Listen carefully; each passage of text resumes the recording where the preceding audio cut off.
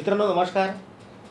22 मार्चला विनायक दामोदर सावरकर ज्यांना स्वातंत्र्यवीर म्हटलं जाते तर त्यांच्यावरील एक चित्रपट प्रदर्शित होणार आहे सावरकर म्हणून।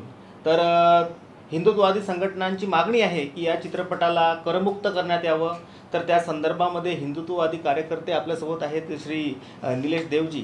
तर यांच्यासोबत आपण संवाद साधणार आहोत।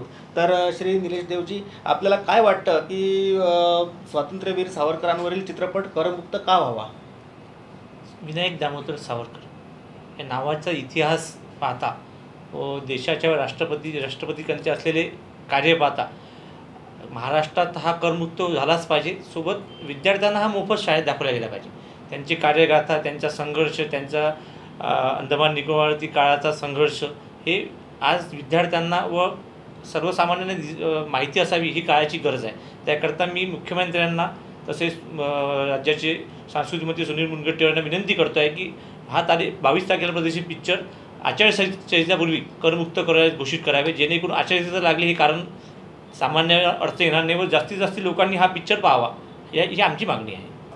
जे आज प्रत्येक वेळेस राजकारणी व्यक्ती विनायक दामोदर सावरकर यांच्या विषयी वाद निर्माण होतात, तो वाद निर्माण होणार नाही, जेणेकरून सामान्य कुटुंबाला, सामान्य व्यक्तीला सावरकर काय आहे जोपर्यंत माहिती पडणार नाही तोपर्यंत हे जे देशात व राष्ट्रात जे नेहमी सावरकरवरती वाद होतात ते होणार नाही। त्याकरता सर्वसामान्यांनी कोणत्याही पक्षाचा न विचार करता त्यांनी हे विनायक दामोदर सावरकर हा पिक्चर अवश्य पाहावे।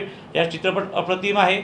या पिक्चरमधली भूमिका साकारणारे विनायक दामोदर सावरकरची रूपरेषा व तिथली जे पूर्ण अंदमान निकोबारमधली प्रत्यक्ष शूटिंग जे आज सर्वसामान्य माणूस तिथे जाऊ शकत नाही ते आपल्याला या चित्रपटामधून दिसू शकते। करिता मी सगळ्यांना विनंती करतो आहे हा पिक्चर अवश्य पाहावे। जय हिंद। ठळक घडामोडींसाठी देशोन्नती न्यूज चॅनलला सबस्क्राइब करा आणि बेल आयकॉन प्रेस करा। मुंबई, पुणे, नागपूर, मराठवाडा असो का विदर्भ, राजकीय, सामाजिक, शैक्षणिक क्षेत्र असो का क्रीडा, सर्वच घडामोडीचे विश्लेषण पाहायला विसरू नका। फक्त देशोन्नती न्यूजवर।